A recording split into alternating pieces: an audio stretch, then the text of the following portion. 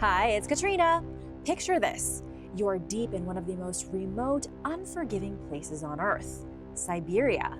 And then you find something that just shouldn't be there. Something so impossibly huge, so ancient, it makes your skin crawl. How do you explain 3,000-ton stone blocks discovered in a place that has no records? Today we are diving into some of the craziest things found in Siberia. These ruins should not exist. How do you move a 3,000-ton stone without a single piece of modern equipment? That's like trying to lift 60 military tanks by hand. And yet, deep in Siberia, an impossible structure like this exists, forcing us to ask who built it and how. That's the question that we are going to tackle right now as we investigate what might be the largest stone blocks ever moved by a civilization on this planet. 3,000 tons is a lot. It is 60 military tanks, 50 blue whales, or 3,000 grand pianos. In 2014, a group of researchers traveled to Mount Shoria in southern Siberia and came across granite stones of such a colossal size they didn't believe their eyes. These stones are part of an almost perfectly smooth wall standing more than 120 feet tall. The wall is nearly more than 5 times as long. Each granite block in this wall weighs about 3,000 tons, give or take a few tons. Let's not be too fussy here. Archaeologists is a human settlement that was built at around the same time as Stonehenge in the UK, circa 5,000 years ago. Whatever is at Mount Shoria is a completely different beast. Archaeologists have guessed the megalith could be upwards of 100,000 years old. If that's true, it means that humans may not have had anything to do with it. But if humans didn't move the blocks, who did? Not every scientist is on board with calling Mount Shoria a megalith. It's been largely dismissed as a fraud in the scientific community. Experts say it's a natural formation that has nothing to do with any society, human or otherwise. Most megalithic sites in the world have stones that weigh a few tons at most. The heaviest stone ever is the Forgotten Stone, and it weighs only 1,500 tons. It's the biggest stone ever officially quarried. It was so massive, the ancient people couldn't even move it after they carved it. That's why today it is lying sideways in the dirt in Baalbek, Lebanon. 1,500 tons is still a lot, but clearly the ancient humans who tried to use it couldn't manage. It makes you wonder if the builders tried to quarry such a big stone in an attempt to mimic the much more grandiose architecture of an earlier civilization, perhaps one with ties to Mount Shoria's megalith. These stones in Siberia could be natural, but it's very unlikely. They are cut and have flat surfaces, they're shaped with right angles and sharp corners. Everything about these blocks screams artificially made. But I ask you again, who's responsible? Could this be the work of an advanced civilization 100,000 years ago that historians don't know about? Let me know your thoughts. The Hyena's Lair. I could tell you all about the ancient creatures found preserved in the Siberian permafrost. Or I can tell you about the Hyena's Lair filled to the brim with the picked-over bones of those same ancient creatures. For 42,000 years, not a soul entered this cavern. It was completely sealed off from the world. An immaculate prehistoric time capsule. When Siberian locals came across the entrance to the dark hole in the ground, they were shocked, but not as shocked as paleontologists. The experts took one step inside and realized it was an abandoned hyena's lair. After some measurements, scientists confirmed it to be the biggest ancient hyena lair ever discovered on the continent. It was full of bones from more than a dozen animals. The hyenas had been very busy over the centuries. Paleontologists identified the bones of creatures from 2.6 million to 11,700 years ago. That must have been when the animals deserted the cave. The skeletons included those of brown bears, mammoths, rhinos, yaks, wolves, bison, frogs, fish, and even horses. A total of 880 pounds of bones were removed, and a lot of them had very clear hyena tooth marks scratched into them.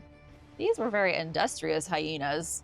They probably dragged parts of their carcasses into their lair and gorged whenever the opportunity presented itself. Then they disappeared along with the rest of the Ice Age monsters, leaving behind their leftovers. The mysterious island fortress. Siberia has its own Stonehenge and its own Atlantis. Bazin is an ancient ruin sitting on an island that no one has ever been able to explain. And there could be other places like it sunken below the surface that still haven't been found. This ancient fortress sits on a small island in the calm and clear waters of Lake Terrekol. It's not particularly large, only spanning about 3.5 acres, but its history is rich and seemingly boundless. It's home to whispers of lost empires and unsolvable mysteries. As a matter of fact, Bazin is at least 1,300 years old, but that's only its recent history. Radiocarbon dating shows that most of the fortress was constructed starting around 750 AD. How long humans have been living on the lake is a completely different question. Prehistoric people have been in Siberia since before Homo sapiens even existed, so there's no telling when the earliest humans settled the block of land that Bazin sits on. Furthermore, this lake was probably not as deep as it is now in the ancient past. There's a strong possibility that Bazin was built atop something far older and more mysterious. But there's no evidence of it. Not yet. Bazin has only been known since the 18th century. It was first excavated by Russian archaeologists between 1957 and 1963. The real work didn't start until 2007, the same year the iPhone came out. What I'm trying to say is that little scientific work has been done here. Experts still have tons of studying to do if they're going to figure out why there's a fortress in the middle of a Siberian lake. The most popular theory amongst historians right now is that Bazin was constructed by the Uyghurs in the 8th century AD. There is a runic inscription that was found on a stone attributing the fortress's construction to someone named Kagan Moyanchur. He appears to have been an Uyghur chief who conquered the local tribes. He also married a Chinese princess, then built the fortress as a stronghold on the frontier of his territory. But then things get confusing. Scientists can't agree on what the fortress was used for. Some think the site was used in rituals. Some say it was an astronomical observatory. However, it was probably a simple palace without anything mystical going on. The layout of the ancient ruin resembles the Uyghurs' palace of Karabalgasun, so it was most likely used as a royal estate. The bigger mystery is what stood here before the Uyghurs. What other mysterious and megalithic structures might be lurking below the surface of the lake? That's what we want to know. The Sword of Ivan the Terrible. His sword may have belonged to one of history's most notorious villains. Historians think the weapon recently discovered in Siberia, made in Germany and decorated in Switzerland, belonged to Ivan the Terrible. Okay, there's a lot to say about Ivan. He was terrible for a reason. Ivan grew up in the 16th century, one of the worst centuries to grow up in Russia. His father was the Grand Prince of Moscow, and he died when Ivan was only 3 years old. Then his mom passed away when Ivan was just 8. This left little Ivan to be pushed and pulled in every direction by members of the nobility. They tried to use him to gain advantage in the royal court. Ivan was often neglected, starved, and left in the cold. By the time he grew into a young man, Ivan hated the nobility. He hated them with a passion. When he finally seized control and became the very first Russian Tsar, he struck back. At a feast in 1453, Ivan, still barely more than a boy, had a prince torn apart by hunting dogs. And Ivan was only getting warmed up. Throughout his rule, he would terrorize the old nobility. He destroyed, displaced, or humiliated almost all of the previously prominent boyar families. And then there's the Siberian situation. Ivan expanded Russian territory by taking over Siberia so that Russia could pillage its natural resources. And it was in Siberia where a mysterious medieval sword was discovered by chance in 1975. An archaeologist was investigating a Bronze Age cemetery in Novosibirsk when the sword was recovered. It's about 3 feet long and inscribed with writing on both sides. Because it was only buried under a few inches of dirt, it's believed that someone buried it there on purpose.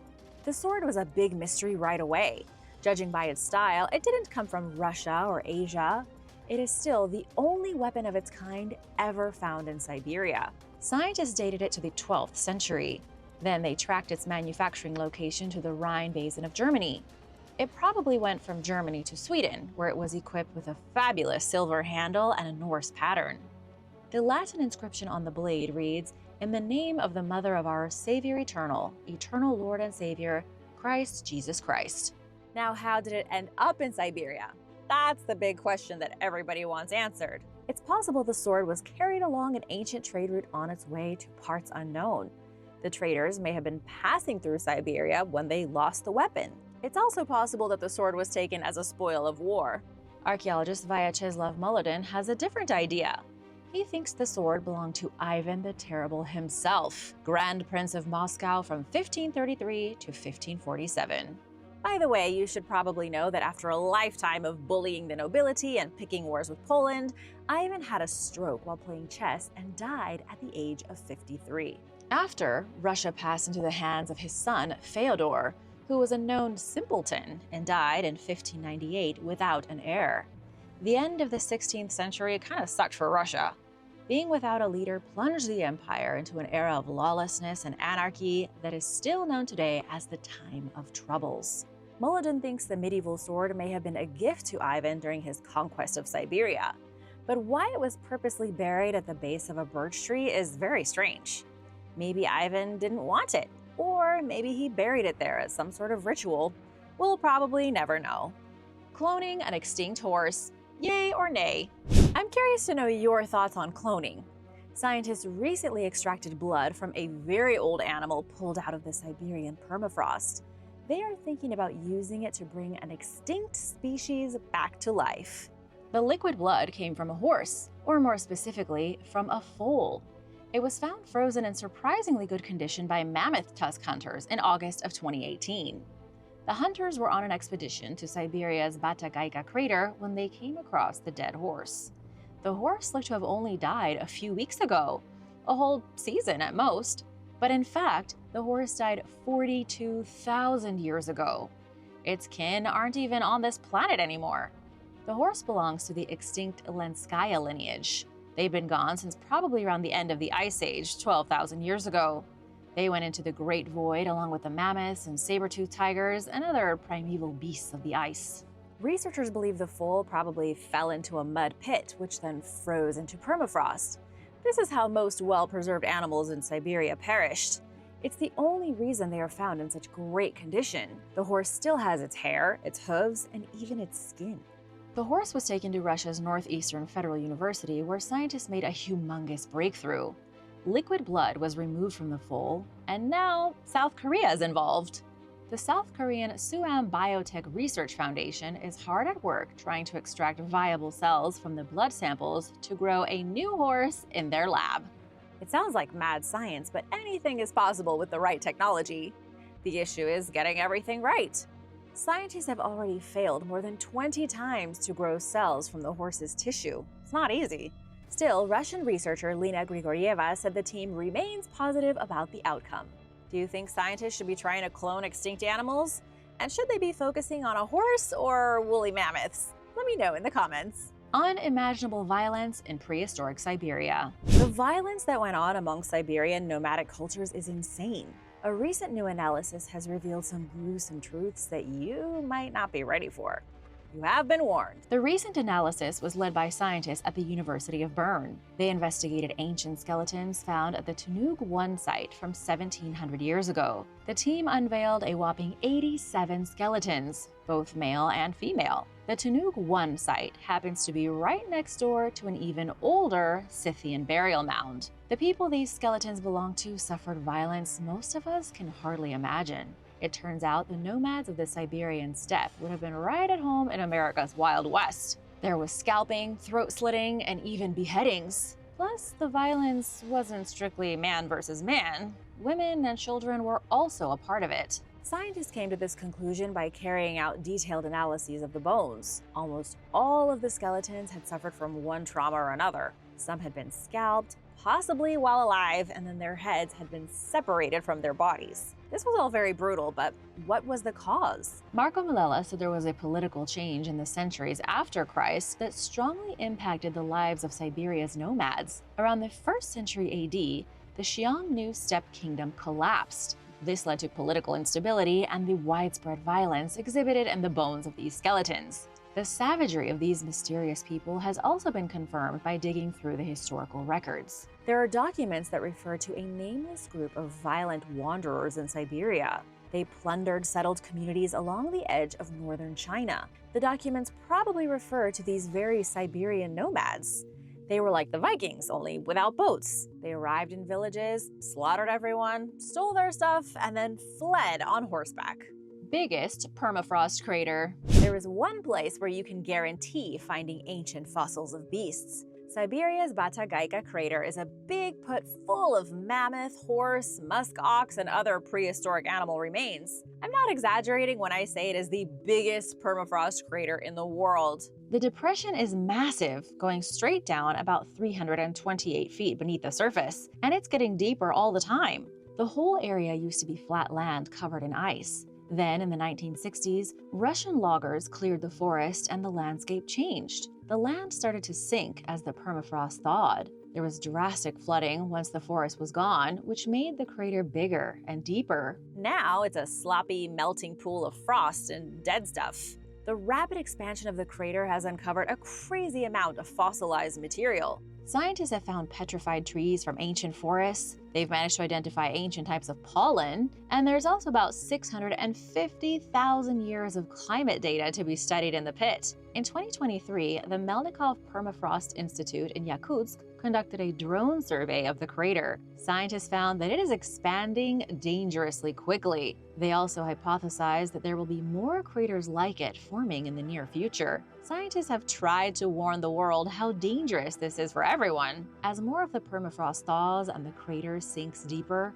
more carbon stores are released, fueling the warming of the planet. In a few years, Siberia could be a hot, warm, humid battlefield of pits and craters, like a great big swampy lagoon. The only good news is that there will be a lot of fossils to find. Life in a Siberian log cabin. Ancient Siberians were really good at building log cabins. In a burial mound found in Russia's remote mountains, scientists found a dead chieftain and his concubines slumbering in a prefabricated wooden house. Scientists were so curious about the log cabin that they took the timbers out of the permafrost and put them back together like the world's oldest piece of IKEA furniture. Amazingly, the logs fit together perfectly. You could still live in this thing after 2,300 years. I wonder what rent is like in rural Siberia. Even though the logs all fit together to build a house, this was never intended to be a dwelling. The log cabin was prefabricated by the prehistoric Pazyryk culture, specifically to house an elite man's tomb.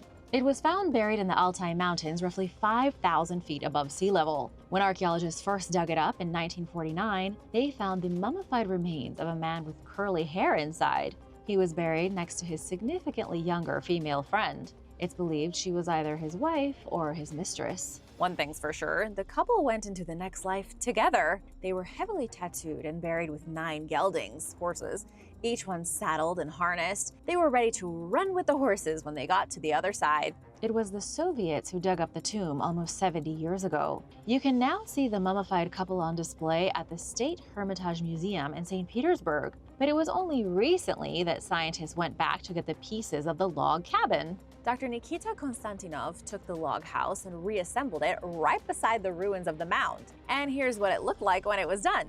Not bad, right? The Non-Human Bracelet. A bracelet more than 30,000 years older than human civilization has stumped archaeologists, leaving them stuck in their tracks. They think the artifact could have been made by an extinct human species, one that possibly had access to advanced technology. In 2008, a stone bracelet was recovered in Siberia's Altai Mountains inside of a cold and lightless cavern called Denisova Cave. The bracelet is pretty awesome. You might even call it fashionable. You wouldn't think twice seeing this on somebody's wrist today. Archaeologists weren't interested in the fashion statement the craftsman was trying to make. The bracelet seems to have been crafted with very advanced technology. The markings on the object look as if they were made by a modern drill, but the relic is 40,000 years old. Scientists don't know what to think. The bracelet is one of the oldest pieces of jewelry that's ever been discovered anywhere, and it was found in a region notorious for its bizarre ancient fossils and megaliths. There's one other important thing you need to know. Inside the cave, archaeologists also found bones belonging to an extinct human species known as Denisovans. They evolved about 600,000 years ago. They also went extinct at roughly the same time as Neanderthals. Near the bracelet was the preserved pinky finger bone of a young girl who was not human. Well, she was a species of human, but not our species. She was a Denisovan. Next to the pinky finger bone was the skeleton of a woolly mammoth. So we've got a bracelet, a young girl's pinky finger, and a woolly mammoth skeleton. This cave was poppin'. Denisovans were nomads who wandered about Siberia and possibly China as well. They hunted, they gathered, and they loved caves. Finding this artifact changes everything. It means the Denisovans definitely had access to at least some technology. Technology good enough to make a perfect bracelet, as if they used modern tools. The question is, how sophisticated was their technology? How sophisticated were the Denisovans? Tests showed that the precision and level of the cut and polish on the bracelet do not correspond with the time in which it was created. It should not be 40,000 years old. Now here's the icing on the cake. I can't confirm it, but there are rumors that when the bracelet was found in the cave, it was glowing. Maybe it was magic, or maybe it was bioluminescent cave fungus or something. If you really want to see the bracelet, it's at the Museum of History and Culture of the Peoples of Siberia. Some think it is evidence that the whole human timeline is wrong. Others believe the extinct Denisovans were just really good at making jewelry. If you have any theories of your own, I'd love to hear them in the comments. The oldest fort in the whole world. Did you know the oldest fortresses in the world are in Russia? In the remote Siberian region where the Amur River flows is a prehistoric settlement at the top of a small hill. The settlement is 8,000 years old. It was constructed 3,000 years before Stonehenge in Britain. The settlement is a real Stone Age city with surprisingly solid engineering and defensive capabilities. By defensive capabilities, I mean the fortress was protected by a huge earthen wall and wooden palisades. But according to mainstream science, this can't possibly be true. The accepted history is that humans didn't start building fortresses until after the adoption of agriculture. There were maybe some temples and some basic structures, but never a stronghold like this. Yet again, a discovery is made that might rewrite the history books. Archaeologist Tanja Schreiber from the Institute of Prehistoric Archaeology in Berlin said this site is the oldest known fort, period. It is not up for discussion. The prehistoric people who lived here had a pretty easy life. They had an ample supply of fish from the river. They hunted reindeer using bone and stone spears. In their downtime, they harvested fish oil and made decorated pottery. On the surface, it sounds innocent, but there could be a dark underbelly that archaeologists have missed. The fortress was built on a strategic location overlooking several rivers. You couldn't have picked a better spot for a fortress thousands of years ago. It's possible this was done to control and exploit the best fishing spots. What I'm getting at is that the fortress may have been the first commercial endeavor to control a commodity, the world's first monopoly. A group may have gotten together, built the fortress, and taken over the fish from the other hunter-gatherers. Maybe capitalism started far earlier than anyone thought. The very idea is encoded in our DNA. Grave of Siberian Noblewoman. The Noblewoman found buried in Siberia has an incredible connection to Native Americans on the other side of the world. The link is more than 12,500 years old. The Okunev people lived in the Republic of Khakassia 4,500 years ago. They predate the nomads from earlier who were prone to scalping, and they even predate the Scythian horse lords who were so menacing that the Greeks made up myths about them. Out of all the different ethnic groups in Siberia, scientists believe the Okunev are the most closely related to Native Americans in Canada and the USA. It was the ancestors of the Okunev who traveled across the Bering Land Bridge 12,600 years ago. It was this culture who got into primitive boats, sailed from Siberia to North America, and found a new life for themselves in places like California and Oregon. That's what makes the burial that was discovered in Siberia so exciting. Excavations began at the Itkol II burial site in Khakassia in 2008, and so far, scientists have made more than 560 discoveries.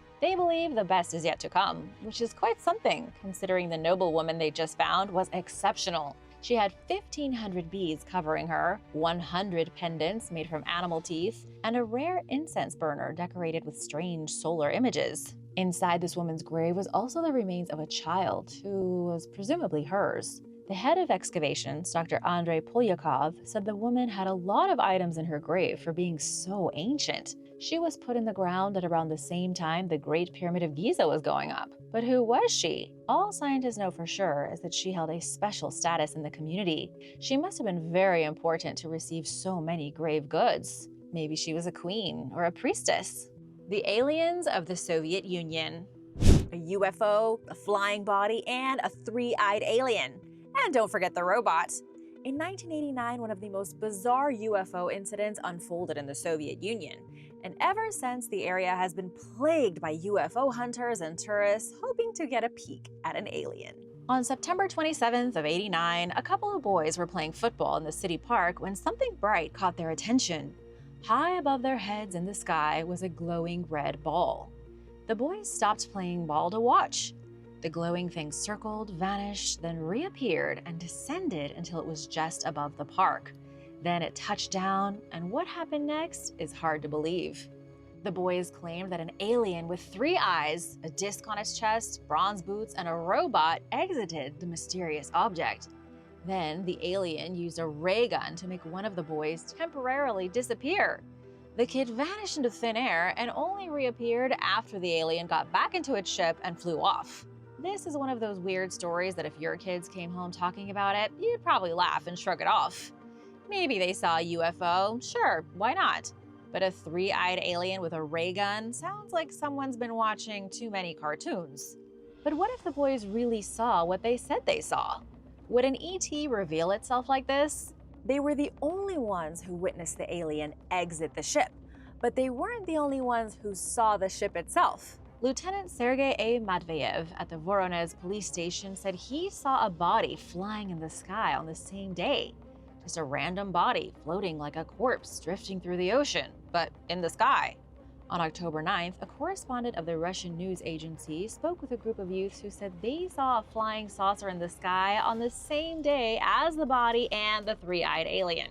People were seeing this all over the place. When reporters reached out to local scientist Dr. Silanov at the Voronezh Geophysical Lab for his opinion, he confirmed that a ship had indeed landed.